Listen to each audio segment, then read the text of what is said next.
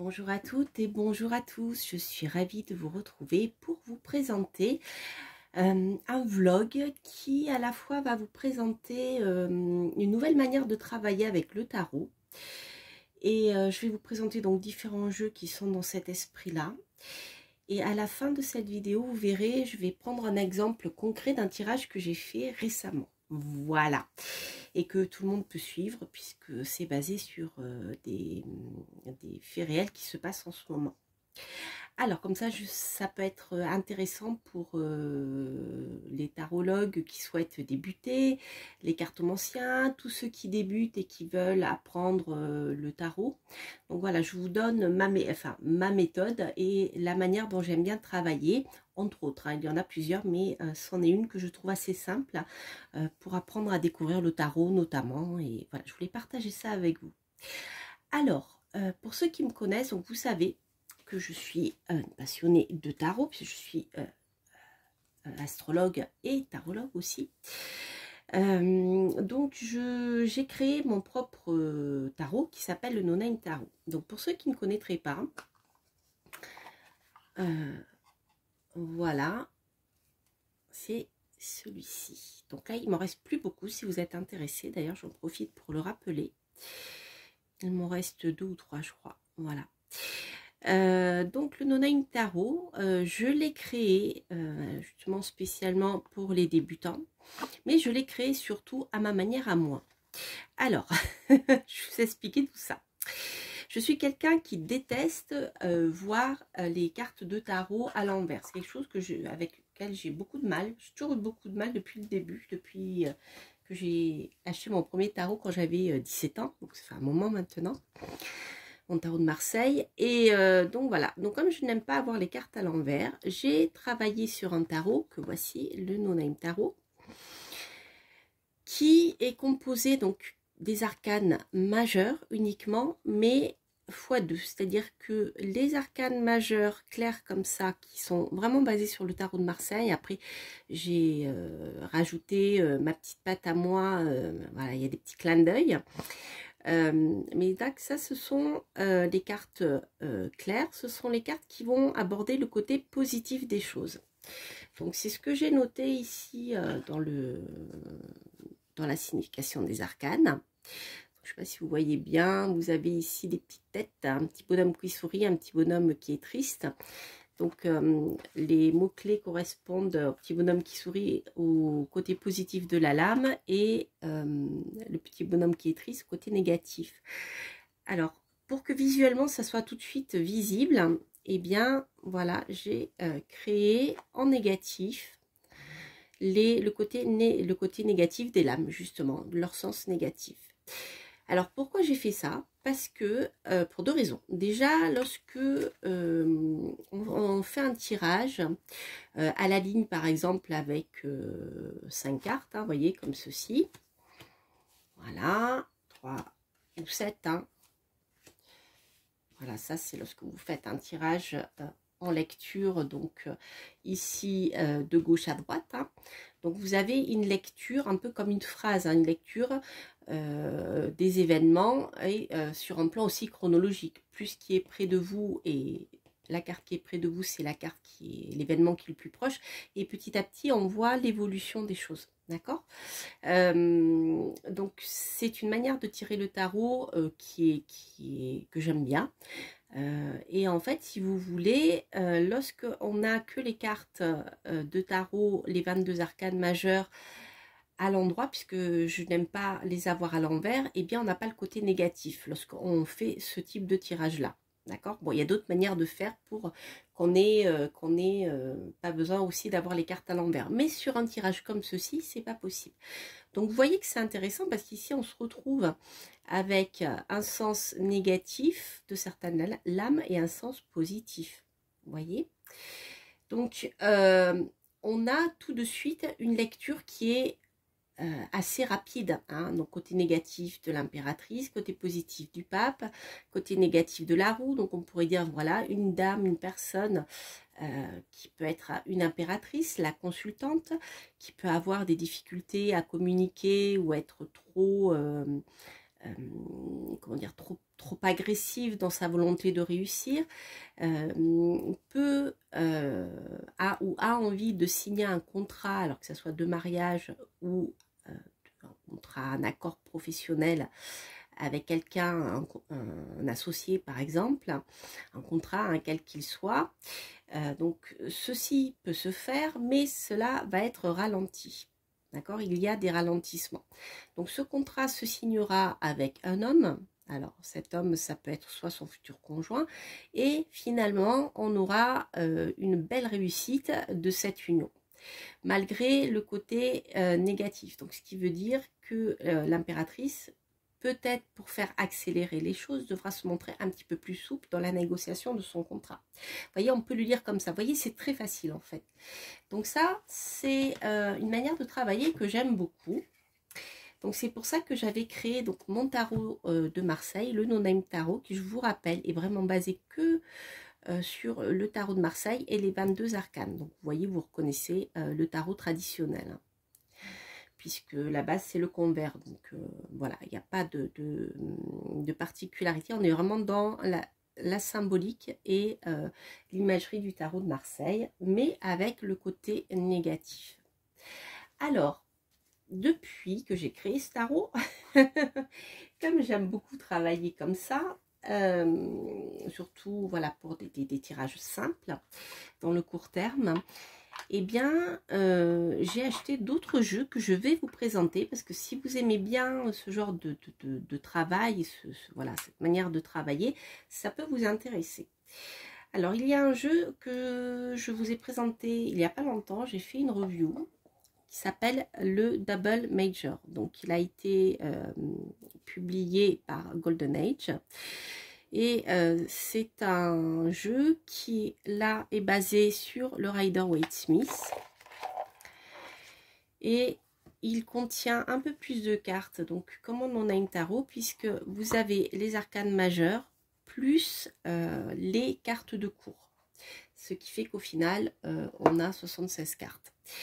Et il est conçu de la même manière, puisque vous avez à la fois les lames en positif et en négatif. Sauf que l'imagerie a changé. Au lieu de se baser sur la couleur de la carte qui est plus sombre, là c'est l'illustration qui a été modifiée. Donc ici vous avez des cartes à l'envers. Donc c'est un tarot qui se base vraiment sur l'illustration de Pamela Colman-Smith pour justement le Rider-Waite. Et pour la partie négative, l'imagerie a été changée. Donc là, vous voyez l'empereur qui est toujours assis, en général, est ici debout, vraiment fermé, en a son côté un peu autoritaire et tyrannique qui ressort, vous voyez, ce genre de choses. Donc en fait, c'est un jeu qui a été créé de la même manière. Donc vous voyez, donc là, vous avez des cartes que vous connaissez, comme le soleil, la papesse. Donc le mât qui, finalement, dans son côté négatif, eh ben, est tombé, c'est planté. Donc c'est intéressant. Voilà, le roi de bâton qui n'est plus dressé sur son trône. Et vous voyez, vous avez l'impératrice. Donc l'impératrice, elle s'inspire vraiment des illustrations de Pamela Colman-Smith. Donc ça c'est pour le côté positif. Donc si vous connaissez le Rider-Waite-Smith, ça sera pas difficile pour vous de tout de suite comprendre ce tarot. Et là c'est l'impératrice, donc dans son côté négatif. Voilà, donc là je vous renvoie à la revue que j'en ai faite il n'y a pas longtemps. Donc vous la retrouverez sur mes dans ma playlist en fait. Si vous tapez, si vous regardez les dernières vidéos parues, vous la verrez. Ensuite, un autre tarot que j'aime beaucoup, beaucoup, beaucoup. Quand il est sorti, il m'a tapé dans l'œil. Donc, je crois qu'il est sorti il y a quelques mois. J'ai un peu attendu avant de l'acheter. C'est le tarot des oppositions aux éditions donc intuitives.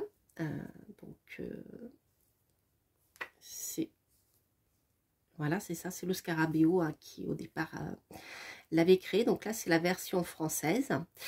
Alors c'est un jeu pareil que j'aime beaucoup. Ici vous avez aussi les deux significations, mais de tous les doubles significations de tous les arcanes avec double illustration.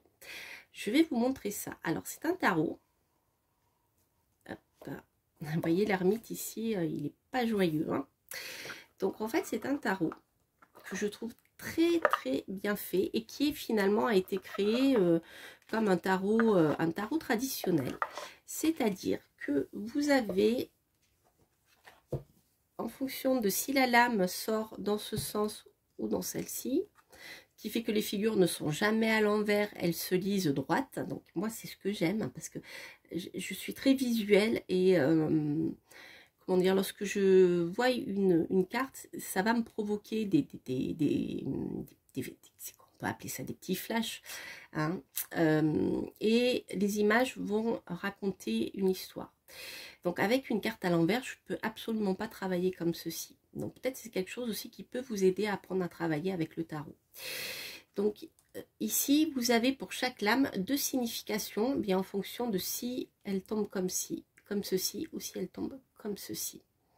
Voilà. Donc là, vous avez la roue et vous avez la roue en contre, en négatif, qui est bloquée. Alors, ici, au niveau des illustrations, donc en fait, cette manière de faire avec les deux illustrations retournées, c'est comme un tarot. Vous savez, les tarots de jeu traditionnels, vous avez deux images en fonction de s'il est dans un sens ou si la carte est tirée dans l'autre. Donc là, c'est pareil. Donc au niveau de l'imagerie, donc on est dans la symbolique du Rider-Waite-Smith, puisque vous avez les cartes mineures, les arcades mineures qui sont illustrées, mais l'illustration est différente. On n'est pas dans l'imagerie du Rider-Waite. Vous voyez, elle a été réinterprétée. Donc je le trouve intéressant et voilà, donc quand vous connaissez le côté positif des lames, eh bien soit vous vous laissez guider ensuite par leur côté négatif, ou si vous connaissez déjà le tarot, eh bien c'est peut-être plus facile parce que quelque part, même si l'illustration ne vous parle pas, vous avez quand même la signification qui est là, hein. Donc c'est peut-être plus facile pour ceux qui ne connaissent pas le Rider-Waite voilà, d'apprendre d'abord à travailler avec le Rider avant de passer à celui-ci. Pour la signification, par exemple, si vous voyez, celui-ci, c'est le 6 de denier. Donc, le 6 de denier, si on l'a en positif, il est là. Et si on l'a en négatif, il est là. Donc, bon, ici, cette carte, vous voyez, c'est difficile pour je dirais, les non-initiés. Enfin, initié est un grand mot, mais si vous ne connaissez pas le Rider ou la symbolique du tarot, ça peut être difficile. Alors moi j'aime beaucoup cette carte de l'ermite, je vais vous la présenter, j'en ferai une review de ce jeu, je n'ai pas eu le temps encore de le faire. Mais vous voyez, vous avez la symbolique ici de l'ermite, hein, qui suit sa propre lanterne intérieure.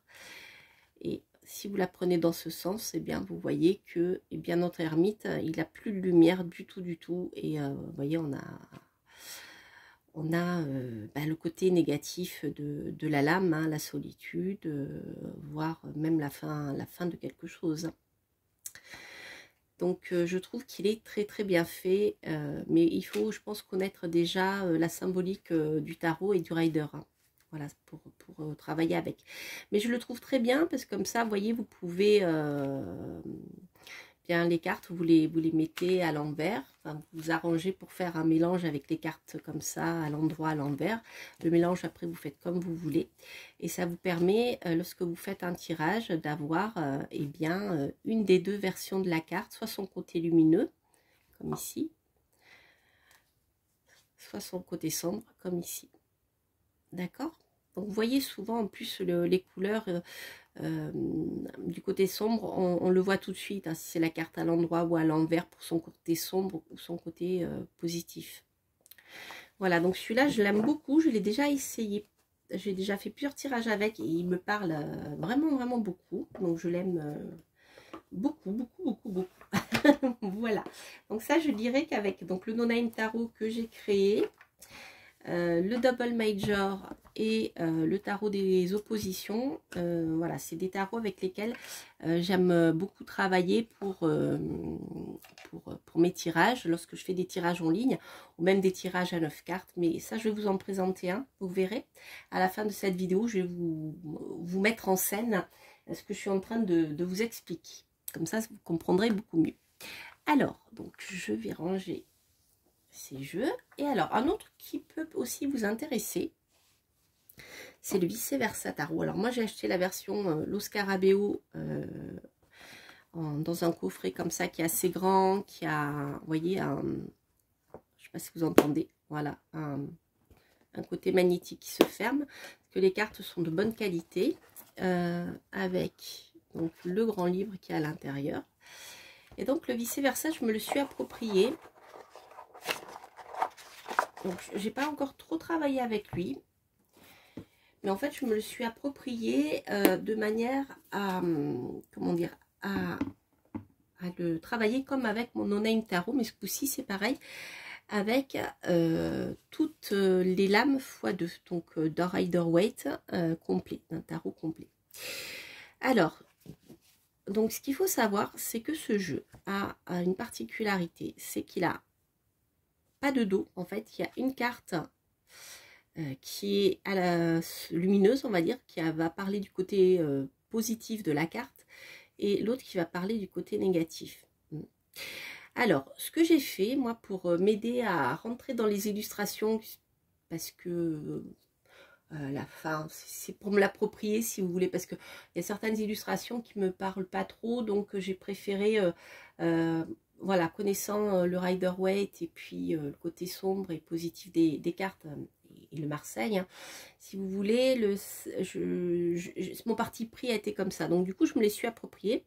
J'ai marqué un R à la fin du côté de la carte que moi j'ai considéré comme étant le côté négatif de la carte.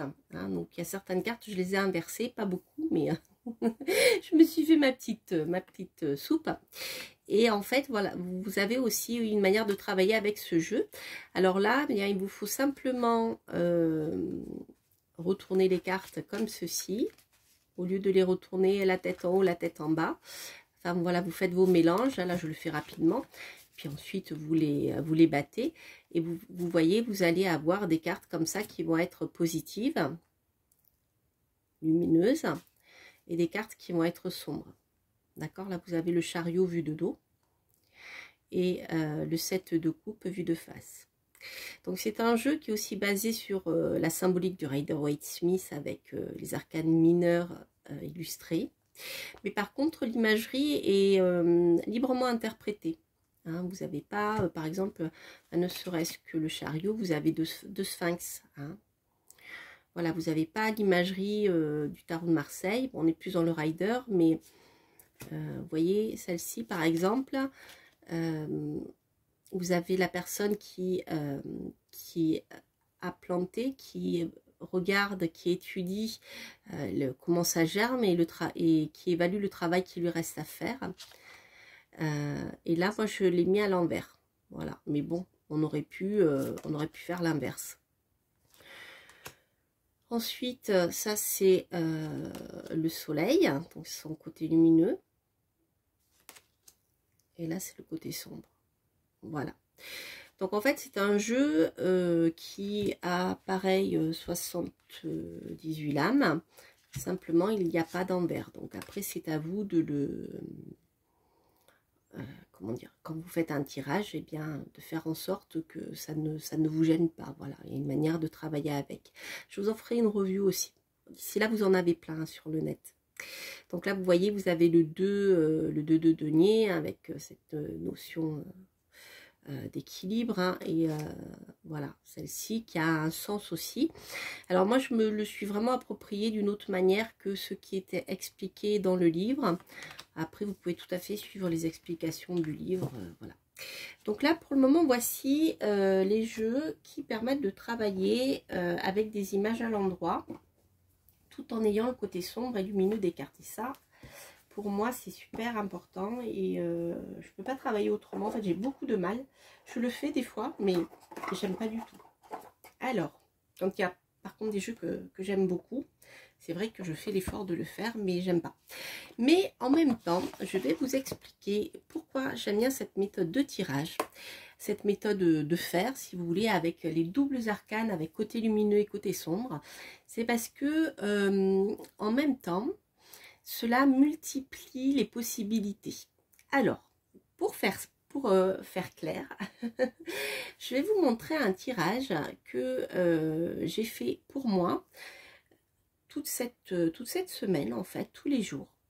un tirage, j'ai posé une question par rapport à un fait d'actualité. Donc tous les matins, je posais une question pour savoir comment ça allait se passer dans la journée. Et donc le lendemain, ou alors l'après-midi, j'écoutais en direct une partie de ce qui se passait ou les récapitulatifs le lendemain pour voir ce qui s'était réellement passé. Et ça me permettait de voir comment mon tirage m'avait parlé et le confronter tout de suite à la réalité, ce qui s'était réellement passé. Et j'ai trouvé ça très parlant, donc c'est pour ça que je vais vous en parler. Alors, donc je l'ai fait avec ce tirage, avec ce Double Major, qui est là, je vous ai montré tout à l'heure. Donc, c'est un tirage, donc là c'est un tirage que j'ai fait, c'est quand? Hier je crois. Donc je vais le partager avec vous et je vais vous expliquer en même temps pourquoi c'est intéressant de travailler comme ceci. Donc pour situer l'histoire, en fait, je pense que vous avez, si vous suivez un peu l'actualité, je pense que vous avez vu passer l'histoire du procès de Johnny Depp avec son ex. Voilà. Donc mon idée ici n'est pas de faire un tirage sur le procès et de le partager en public.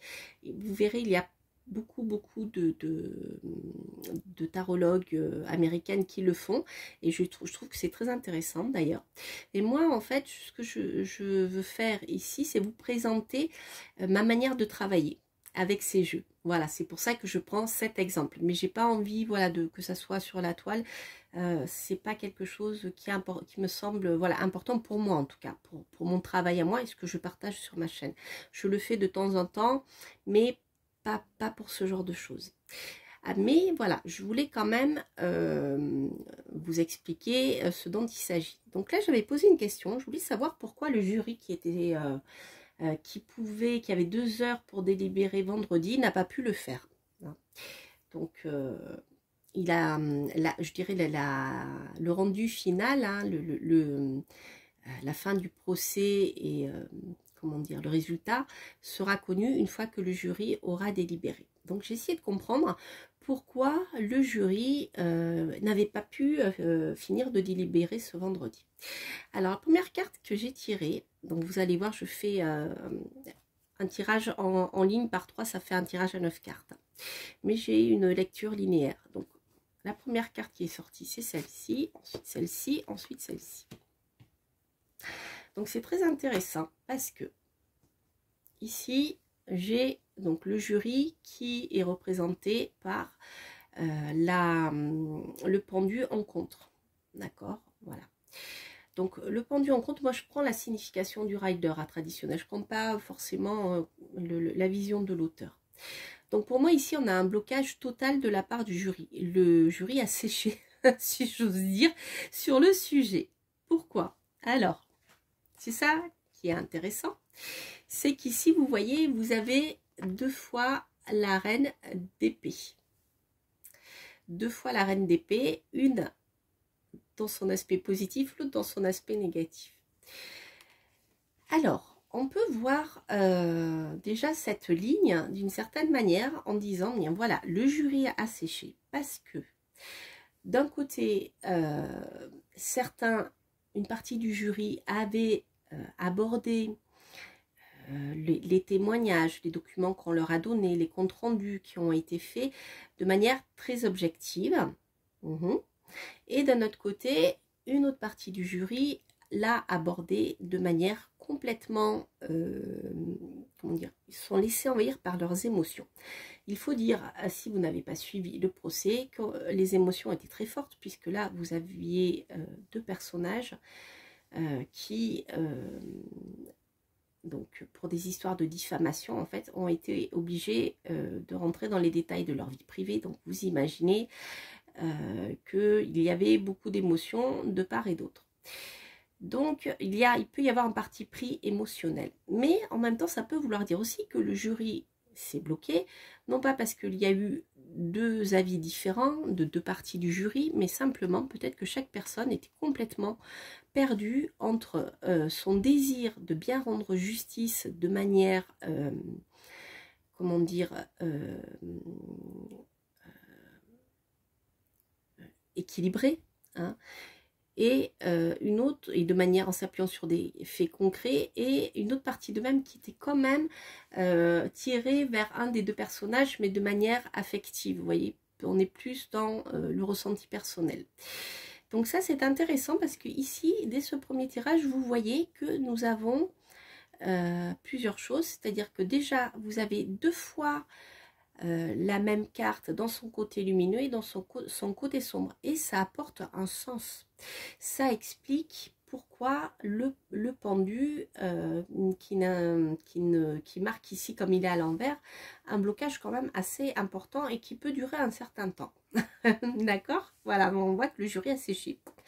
Il était pour lui ce jour-là impossible de prendre aucune décision, et voilà, on vient de voir pourquoi. Donc vous voyez, c'est intéressant parce que tout de suite vous avez une lecture avec quand même la même carte mais dans ses deux sens, et ça a un sens avec le pendu. Ça explique le blocage. Alors après j'avais donc voilà, il peut y avoir une partie du jury qui a proposé quelque chose avec la maison Dieu à l'envers, donc là quelque chose qui je dirais qui vient casser quelque chose, qui vient détruire quelque chose, et enfin, cette proposition qu'est-ce ou qui va-t-elle détruire, mais là on est dans la destruction violente et complète, la reine de denier. La reine de denier, donc on peut supposer qu'il s'agisse de l'ex de Johnny, d'accord. Et ici la reine de denier sort en négatif. Autrement dit, le jugement la proposition de jugement qui a pu être apportée, c'est concernant une reine de denier à l'envers, donc on va dire le côté croqueuse de diamant qui est reproché à Amber Heard. On est d'accord? Voilà. Donc on a déjà ici, je dirais, une première proposition qui a peut-être été faite, ou que les jurés souhaitaient.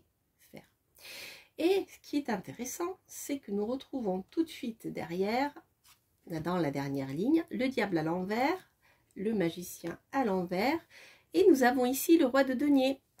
Donc, qu'est-ce que la justice peut bien trancher? Eh bien, elle doit trancher entre qui va gagner le procès, c'est soit la reine de Pentacle, soit le roi de Pentacle. Donc, qui peut représenter Johnny Depp. Ici, nous sommes dans les pentacles, nous sommes dans les choses matérielles, nous ne sommes pas dans l'affect. Donc, il est bien question ici de jugement. Ah non, c'est pas le bon que je vous ai mis, parce que moi, je crois que le mien était à l'endroit. Je vous ai mis celui qui est à l'envers, parce qu'il se ressemble beaucoup. Mais en fait, c'est le roi de Pentacle à l'endroit qui était sorti. Si mes souvenirs sont bons. Ce qui veut dire que ici, nous avons bien les deux personnages, donc Amber et Johnny, qui s'affrontent sur le plan juridique, hein, d'accord, avec les épées, qui s'affrontent pour des questions matérielles, d'accord. Donc on voit ici que il y a un aspect du roi de denier qui est qui, je dirais, gêne peut-être la décision du jury, peut-être sur le plan affectif aussi, puisqu'on sait que Johnny Depp est très suivi. Mais ce qui peut gêner, c'est tout ce qui a été, comment dire, détaillé sur ces problèmes d'addiction. Voilà, donc ici on le retrouve avec le diable à l'envers. Mais bon, voilà, je ne veux pas rentrer plus en détail dans l'interprétation parce que ce n'est pas le but non plus de cette vidéo. Mais c'est pour vous montrer comment on peut travailler avec ce type de carte. Donc, vous voyez, tout de suite, vous avez le côté positif ou négatif de la chose. D'accord? Peut-être que là aussi, on peut dire que eh bien, le jury n'est pas très disposé à ce que soit versé 50 millions de dollars à Johnny, ce qu'il demande comme dommage et intérêt, c'est possible aussi. On peut le voir comme ça. Mais ce qui est intéressant ici, c'est surtout la première ligne, hein, qui vous permet de comprendre comment on peut travailler avec ces cartes, avec là c'est flagrant, c'est pour ça que je vous ai pris ce tirage, parce qu'on a vraiment, voilà, la reine d'épée en positif et en négatif, Et donc ça, je trouve que c'est très intéressant. Et tout de suite, on a aussi, comment dire, le côté positif ou négatif des personnages qui ressort. Donc là, on a bien identifié Amber Heard et Johnny Depp. Et on voit qu'il y a le côté négatif qui ressort des deux personnages. Je crois que dans mon tirage, c'est le côté positif, je ne me rappelle plus. Hein. Je pense que je me suis trompée là, donc lorsque je vous ai ressorti mes cartes, mais c'est pas grave. Mais voilà, c'est pour que vous compreniez bien comment voilà, on peut lire ce genre de choses. Parce que là, vous voyez, si vous comptez le nombre de cartes négatives, enfin, dans leur aspect négatif, on a le blocage. Donc 1, 2, 3, 4, 5, 6 ou 7. 6 ou 7 cartes à l'envers, hein, dans leur côté sombre sur 9, on voit vraiment que les choses sont bloquées, que ça n'avance pas et qu'il y a des choses qui sont complexes. Hein. Parce que lorsque vous avez un tirage avec des cartes à l'envers ou un tirage avec le no-name tarot que je vous ai montré tout à l'heure, si vous avez par exemple 6 cartes sur 9 qui sont sorties en noir, vous allez tout de suite voir comment dire, une ambiance qui est sombre. Donc on sent que ça patine, que ça n'avance pas. Vous voyez ce que je veux dire? Il y a tout de suite cette... visuellement, vous avez une information quand même qui est importante hein, sur l'histoire. Alors ce qui est rigolo, c'est que... Je vais vous montrer quand même la suite, hein, mais je ne vais pas l'interpréter. Donc, les cartes que j'avais en dos de deck, je les ai lues de manière linéaire. Donc, j'avais le roi de denier à l'envers, le roi d'épée, pardon, à l'envers, le page d'épée à l'envers et le jugement à l'envers. Donc, on voit ici qu'il y a beaucoup de mensonges, beaucoup de manipulations, etc. Beaucoup de choses qui peuvent empêcher eh bien, un jury de rendre un verdict, comment dire, efficace et juste. Vous voyez ce que je veux dire? Parce qu'il y a beaucoup de comment dire, les avocats ont fait, si vous avez suivi le procès, beaucoup comment dire, de rhétorique, de choses comme ça, enfin surtout certains. Plus que d'autres, puisque certains avaient beaucoup moins de faits concrets, je dirais, que d'autres. Donc, je ne dirais pas qui, je vous laisse découvrir tout seul. Donc, vous verrez que, voilà, il y a eu beaucoup de batailles des mots, des contradictions, comment dire, comment on appelle ça, j'ai perdu le terme, bref, des témoignages qui étaient plus ou moins fiables, qui ont été contestés après de part et d'autre. Enfin, vous voyez, on était là-dedans. Donc, c'est intéressant parce qu'on voit ici que tout ça, bah, ça a beaucoup perdu le jury. Et après, j'avais quand même ces deux cartes qui sont positives. Je vous les montre parce qu'on termine sur quelque chose de sympathique. On a le monde à la fin, donc je pense que si c'est pas... donc le jury doit se retrouver mardi pour finir de délibérer. Ça va finir, ils vont finir par délibérer assez rapidement, je pense. Voilà.